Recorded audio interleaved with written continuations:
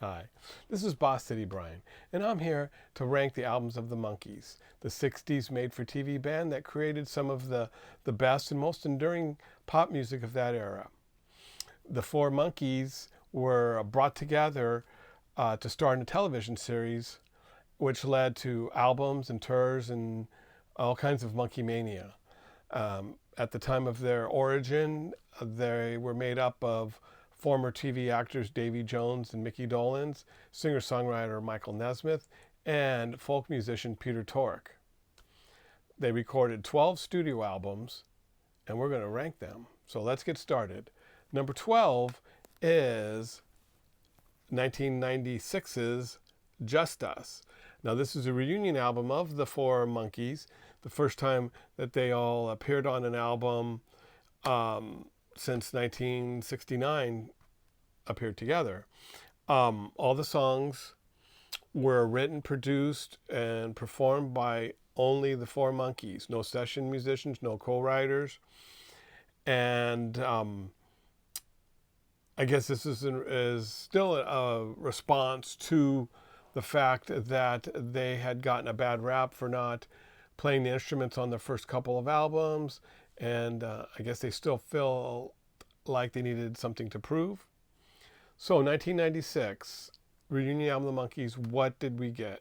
Well, there's a lot here for Monkee fans to like and to enjoy. It's fun hearing them collaborate and sing on each other's tracks. Nesmith does some nice leads. Peter Tork's bass playing is outstanding. The musicianship is top notch. So there was a lot that Monkee fans could be happy about. But what did this album sound like? It sounded like 90s rock, a lot of 90s rock of that era. And I'm not sure how compatible that is to the Monkees. I did enjoy and do enjoy You and I and Oh What a Night. And but the problem with this album is that there's nothing on it that resembles a hit. There's nothing on it that resembles, hey, this is an outstanding song. All the songs are good for album tracks, but nothing that would be comparable to something that they recorded earlier in their career.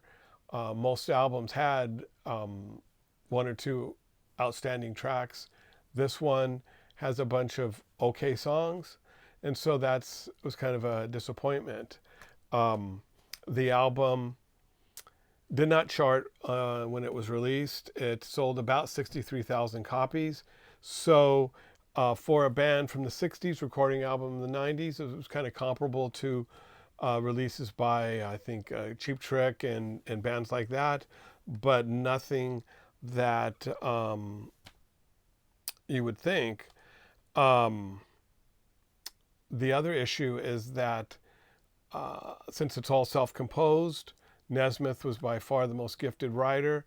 He writes only one new song on here. There is a redundant remake of Circle Sky, great song, but we had two versions from the 60s, and so I'm not sure why this was a necessary endeavor.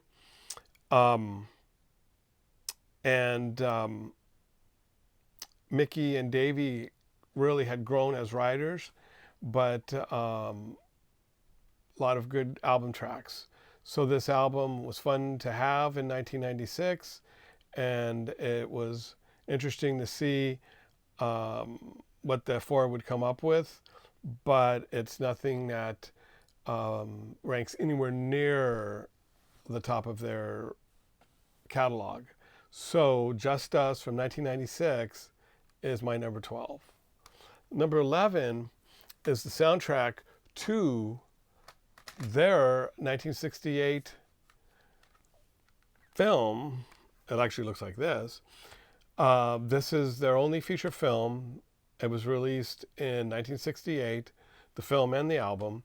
The album reached number 45 on the charts, but it only has 6 songs on it.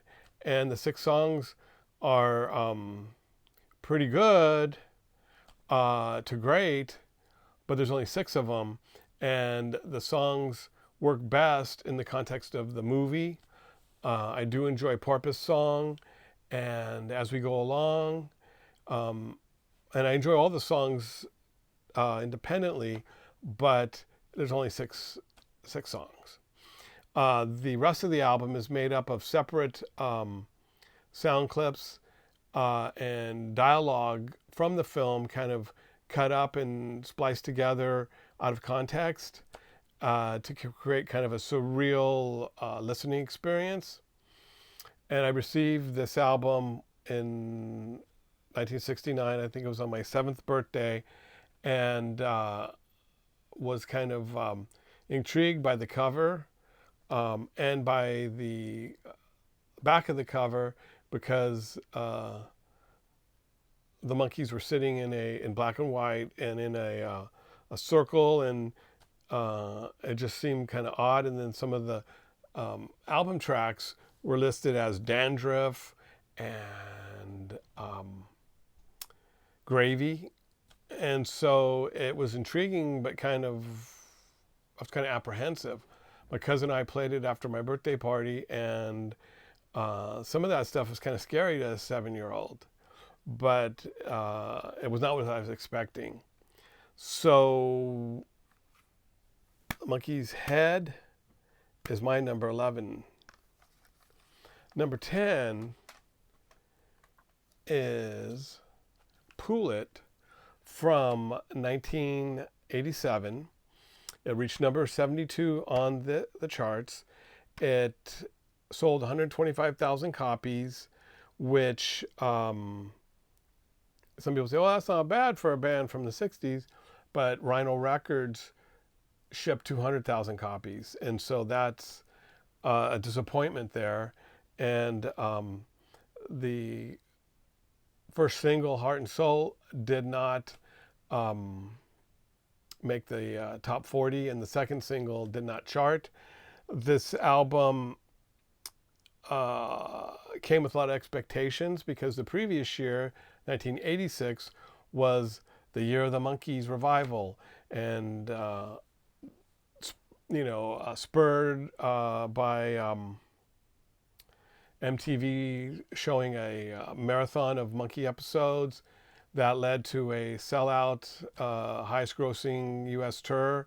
The TV series was showing then 3 times a day on MTV, and it re-entered national syndication. At one point, the Monkees had 7 albums on the Billboard album charts. One of them was a new greatest hits with 3 new songs by Dolenz and Tork, and they were flying high. 1987 comes, and the Monkees' honeymoon with MTV ended when they canceled at the last minute for an MTV special, a live special, and MTV did not play the video, even though it was very clever, for Heart and Soul, the first single, which is a really good song and would be a good song for the Monkees in 1986. However, it did not make the top 40, and their reunion and Monkee Mania kind of started to subside a bit. The album itself is made up of pleasant 80s synth pop, and nothing other than Heart and Soul is a strong single. I like Long Way Home and Secret Heart, and it's a very listenable album. It was fun to have a new album by the Monkees in 1987, but it's just an okay album, and it's number 10 on my list. Number 9 is Changes from 1970. This album only features Davy Jones and Micky Dolenz, and it was a reunion with Jeff Berry, who they had a lot of success with in 1967, with I'm a Believer, which was, I believe, was the biggest single in 1967, and More of the Monkees, which was one of the best-selling albums of the era. And Jeff Berry had just produced the number one single of 1969, Sugar Sugar by the Archies. So this was a reunion. This album was being recorded while the Monkees were still participating in monkey business, with Michael Nesmith filming Kool-Aid commercials while he finished out his contract and was recording his first solo album. But this album only includes songs by Dolenz and Jones. They flew to New York to lay down the vocals. Davy Jones, in interviews, wouldn't get very specific about this album because he was very upset about the recording sessions, where the record company wouldn't even pay for him to bring his daughter with him to New York to record the vocals. So, and this is after them a couple of years ago flying around the world in their own jet. But Davy only appears on two of the Jeff Berry New York tracks. Well, actually, he does actually sing lead on two and sings background on one of the Micky tracks.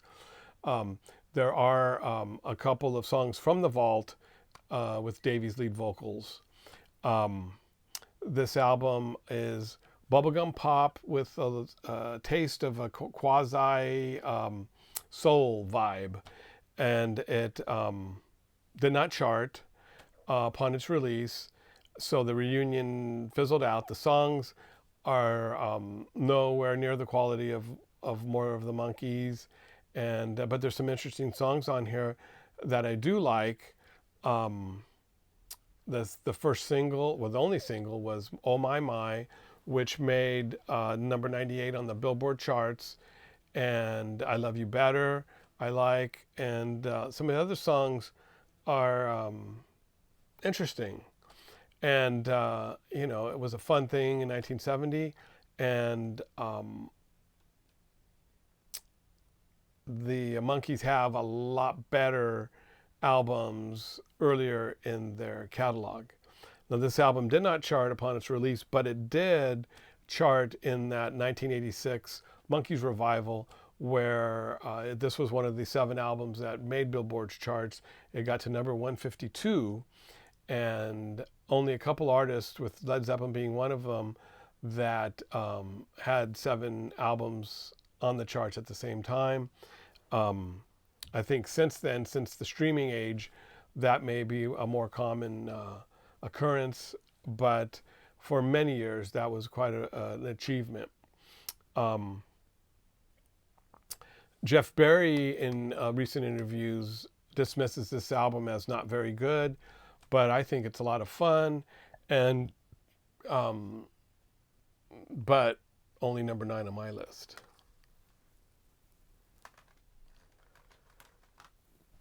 For those of you keeping score at home, number 8 is next. And number 8 is The Monkees Present. The Monkees Present is the second of 2 1969 releases featuring the trio of Dolenz, Jones, and Nesmith.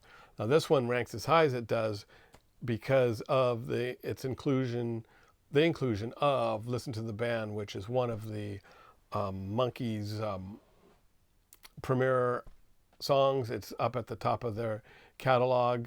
Now, this album is full of basically solo tracks by the 3 Monkees, where they went into the studio with their own songs, their own musicians, recorded their songs separately. The record company would pick out the ones that they wanted to put on the album, and then they would bring out tracks from the vaults to fill out the album. And there was a lot of songs in the vaults because of the need for so many songs for the TV show and the records, but also, and it's at the beginning of the Monkees project, the record company president Don Kirshner, who was also the music supervisor for the television show, just recorded a lot of material, had a lot of different producers going and recording material. So there was a lot left in the vault. Unfortunately, one of the songs from the vault was not one of the best ones still in the vault, which is Lady Aid Society by Boyce and Hart. That song, with its intentionally out of tune chorus, was a novelty song that didn't work in 66, doesn't work in 69, and certainly doesn't work now. And that's one of the worst of the catalog. But this does have some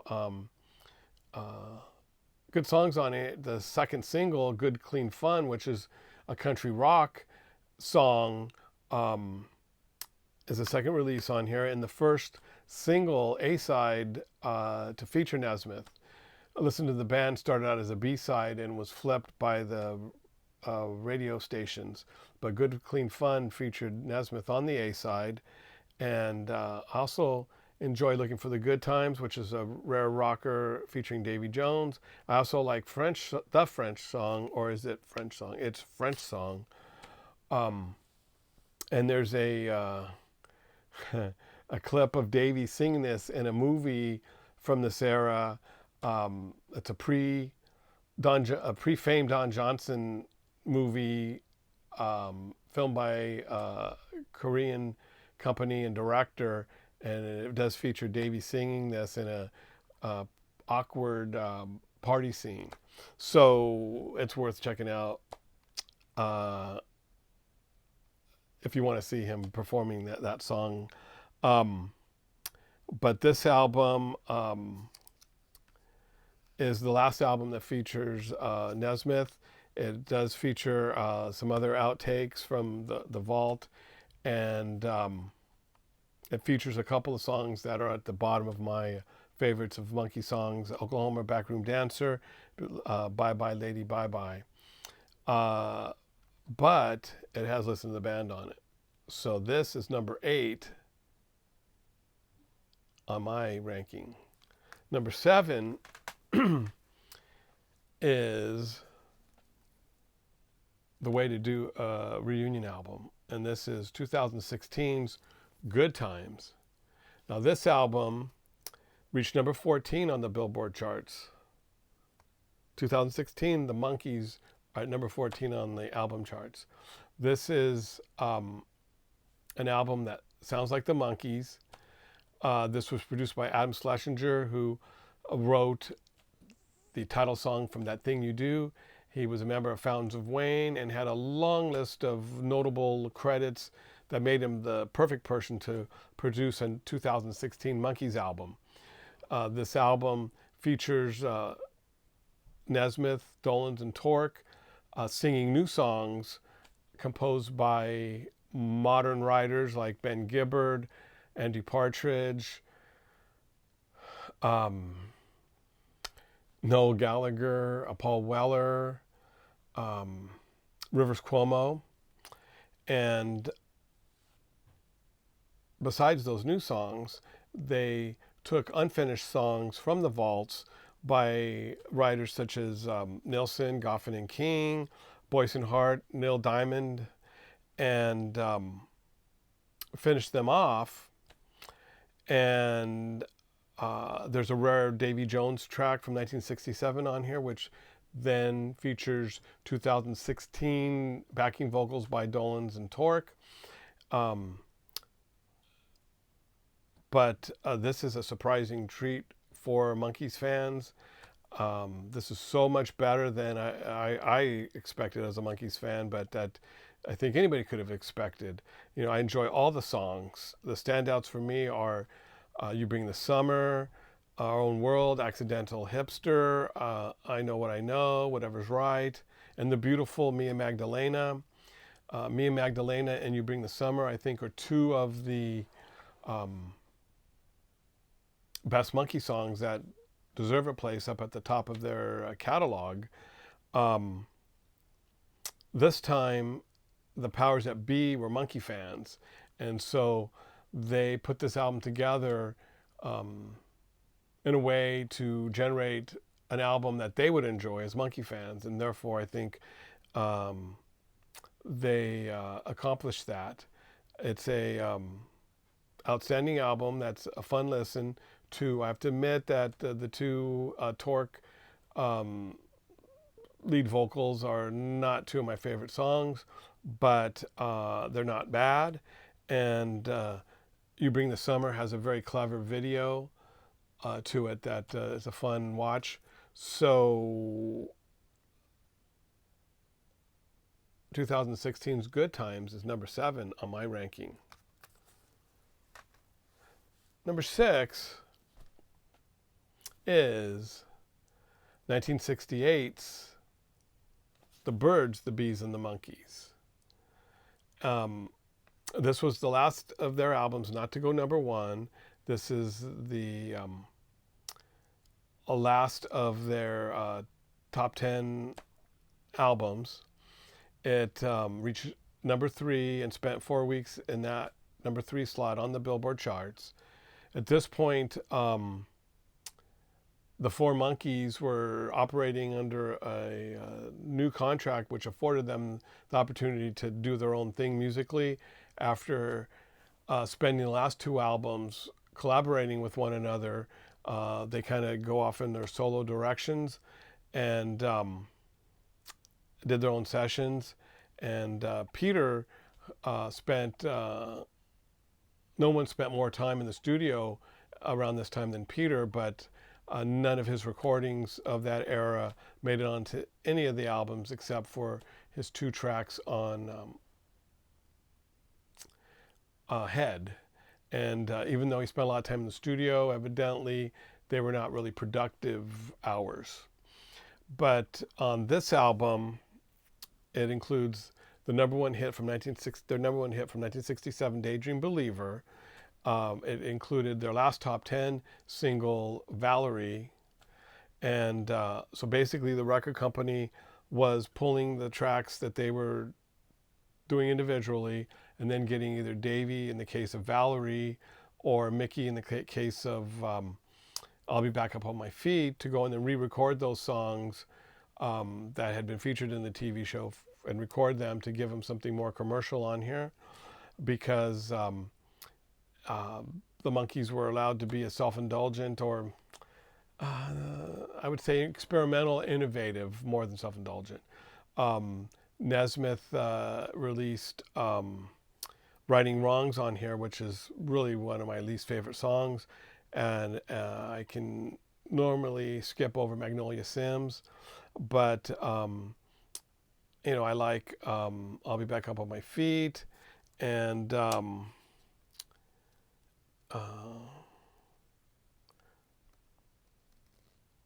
Valerie.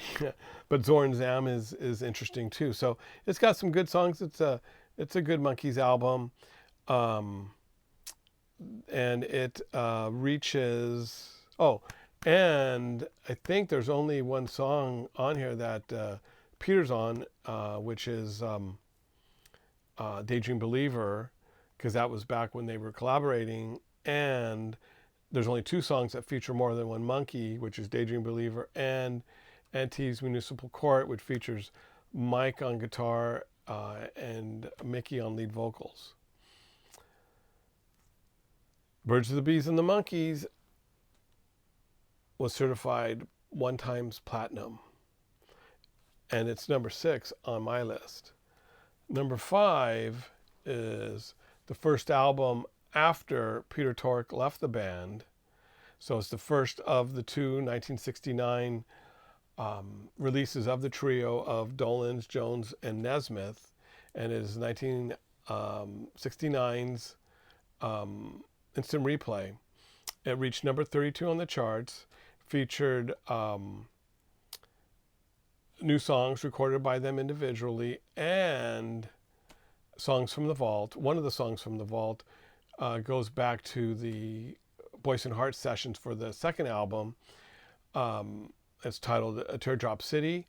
I remember watching the Three Monkees lip sync to that on the Glenn Campbell Good Time Hour in February of '69, and it failed to make the top 40. This album, I think I said, reached number 32.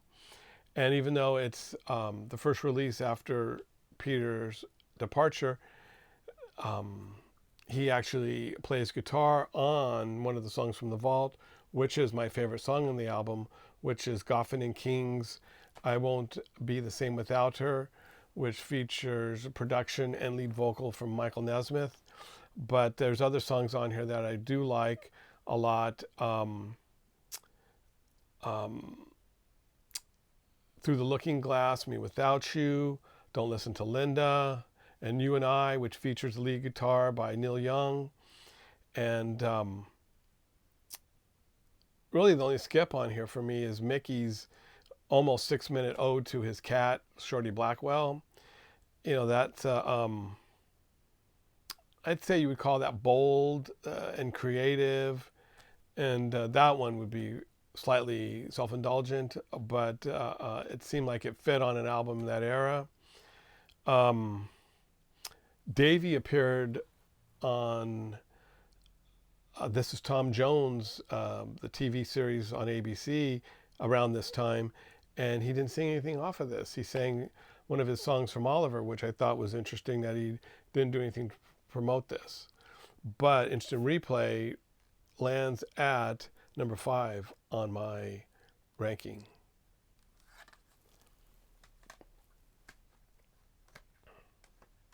Next is my number 4 album, and that is the one that started it all, 1966's self-titled The Monkees. Now this album was mainly produced by songwriters Tommy Boyce and Bobby Hart with some help from Jack Keller.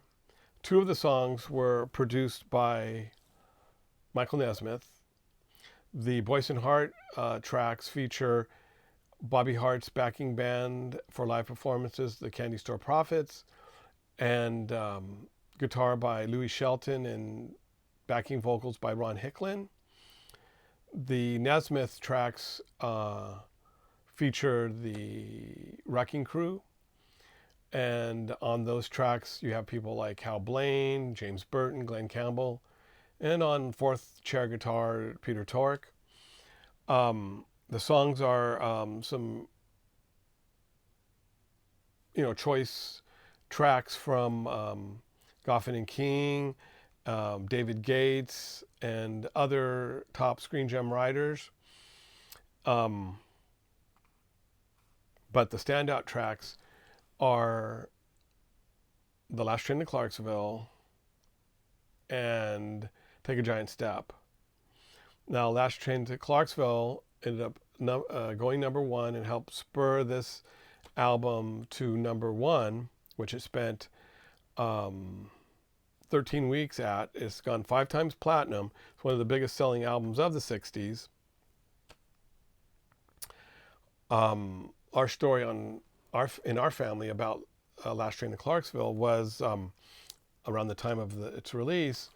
My family received a large phone bill, and on the phone bill showed many calls to a Los Angeles number, which was a toll call then, which you paid quite a bit to make calls in that particular area.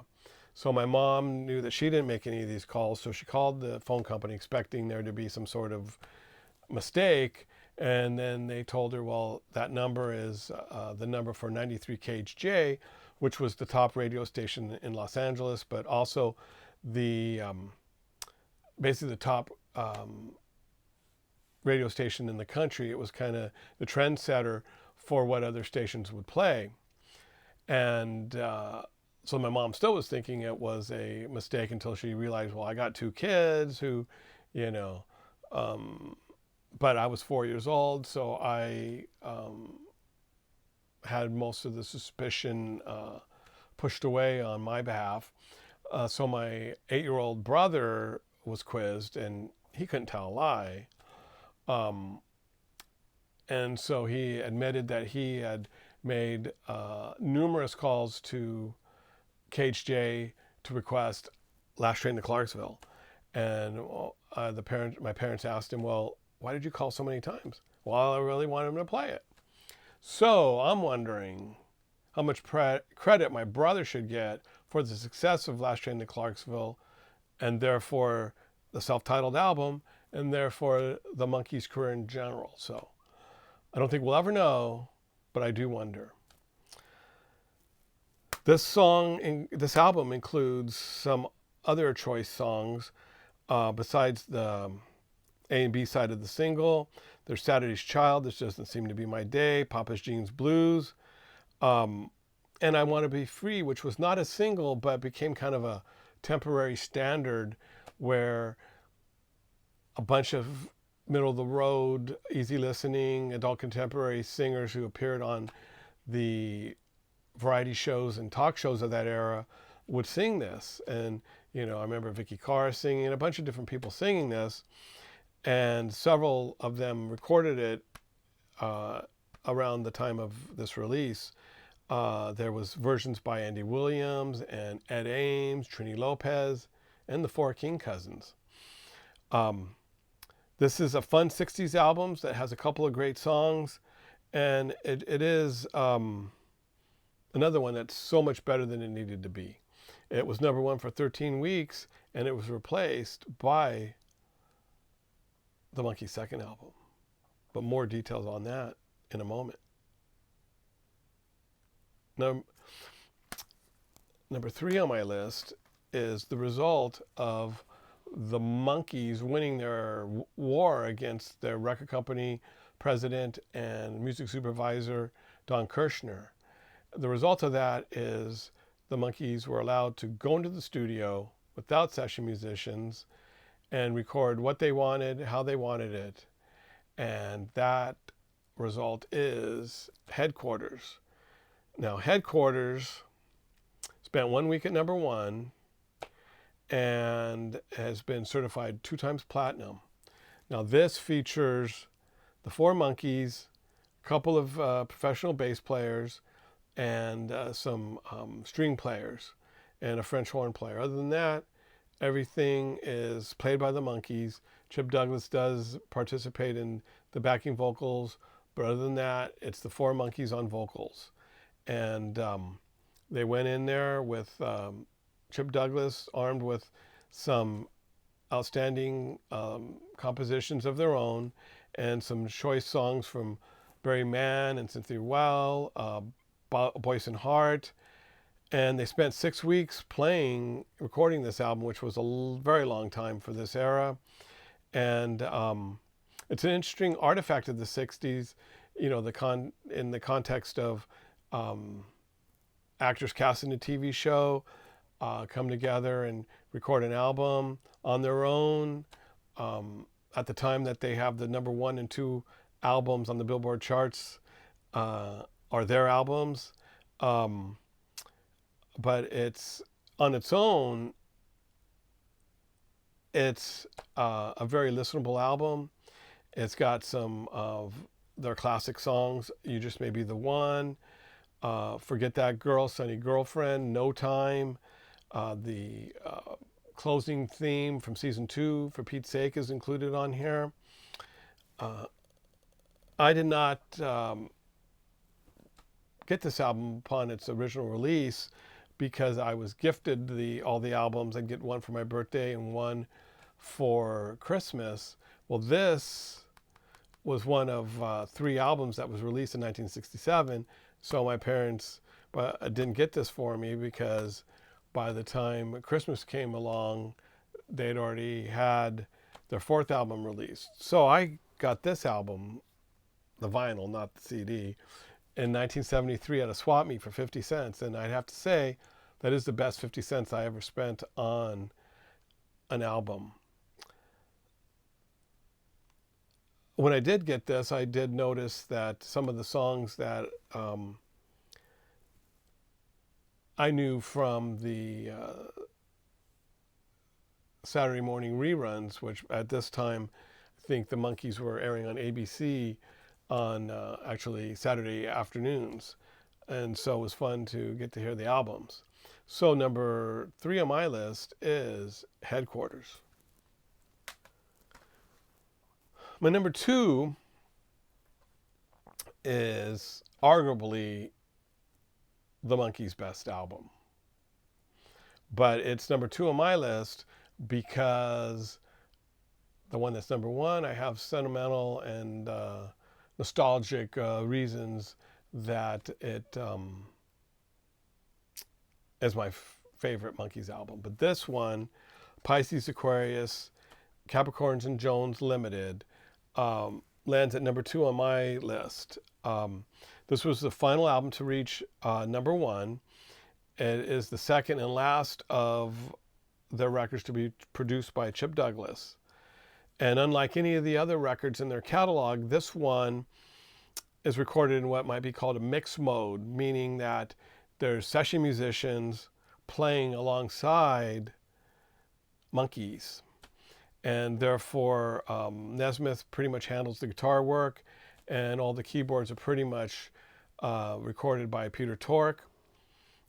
Chip Douglas plays bass, and Eddie Ho is in the drummer's chair, with the exception of Cuddly Toy, which features Micky on drums.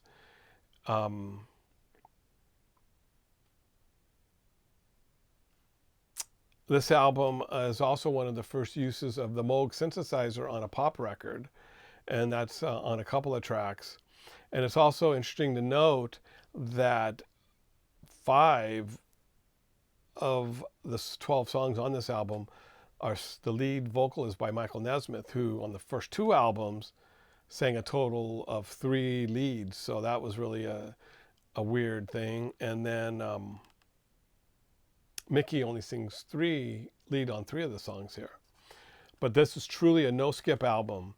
Every song on here is a winner. Even the weakest song, which I think is hard to believe, is a really good song. But there's some classics. Goffin and King's Pleasant Valley Sunday, which was a single that reached number 3 on the Billboard charts. She Hangs Out, Love Is Only Sleeping, Words, What Am I Doing Hanging Around, During the Summer, Cuddly Toy, they're all amazing. And the rest of the songs are good to great. This would be the final time that the band would all collaborate on their music until 1996's Just Us. This album was spent 5 weeks at number 1 and sold 2 million copies. And as far as sales and chart action, it all is downhill from here. So number 2, Pisces, Aquarius, Capricorns, and Jones Limited. So that leads me to the number 1 album on my list, which is 1967's More of the Monkees. Now this one spent 18 weeks at number 1. It's been certified 5 times platinum, and it's my favorite Monkee album. I received this on my 5th birthday, and it was the first album that I owned, and I loved it then and I love it now. I've played it over and over through the years. At the time that this was released, producers Boyce and Hart had recorded enough material for a complete album. Michael Nesmith had recorded enough tracks to fill up an album. But Don Kirshner had sent Jeff Berry in, sometimes working with Jack Keller, sometimes with Goffin and King, and recorded enough material for an album. And Kirshner then took what he felt was the best of those to mold an album that he thought America would go crazy over, which they did. This was one of the biggest albums of the 60s, and it fulfills his wish of every song on here is a potential single, with the exception of the only weak song, the only skip on this album is On the Day We Fall in Love, which is Davy Jones reading a you know, some sort of spoken word poem backed with some sappy strings, and some I'm sure somebody likes it, but it is nowhere near the caliber of all the other songs on here. There's some great songs on here. It features, of course, their classic "I'm a Believer," written by Neil Diamond. Neil Diamond also penned "Look Out, Here Comes Tomorrow," which is another strong track. "I'm Not Your Stepping Stone" is on here. It's one of the two Boyce and Hart tracks, which features a remarkable Micky Dolenz vocal. The song "She," the other Boyce and Hart track, is one of their best in their catalog. Goffin and King, "Sometime in the Morning," is a classic song. Except for the two tracks that Peter appears on that Nesmith produced, this was basically a vocals only album. The Monkees sang lead and backing vocals on this album, but other than those two appearances by Peter, they did not play on this album, which was not pleasing to the Monkees.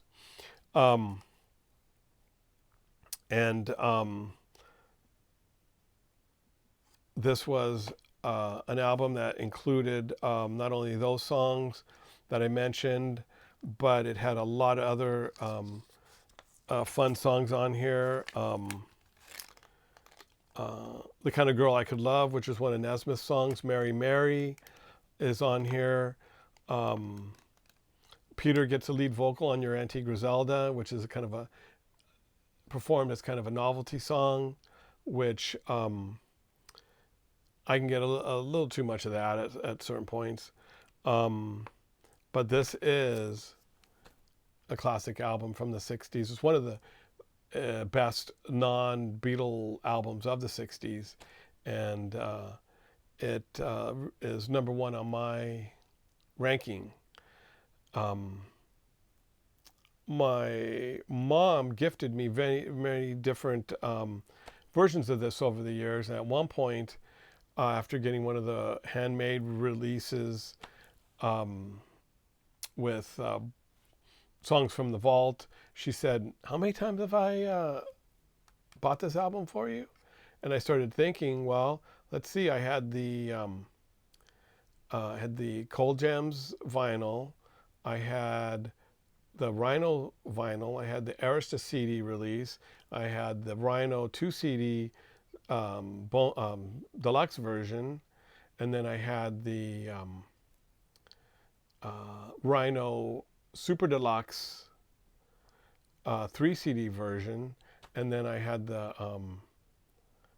Rhino, or I had the Run Out Groove release on vinyl. So it's your favorite album. I have all the different versions, and I enjoy it. So that pretty much wraps up my ranking of the 12 studio albums of the Monkees. If you have your own ranking, list it in the comments, because I'd really like to see what other people think. If you have any questions or comments, list them there too. Like and subscribe. But until next time, I want to thank you for watching, and wish you many blessings. And remember, you can check out anytime you like, but you can never leave. Until next time.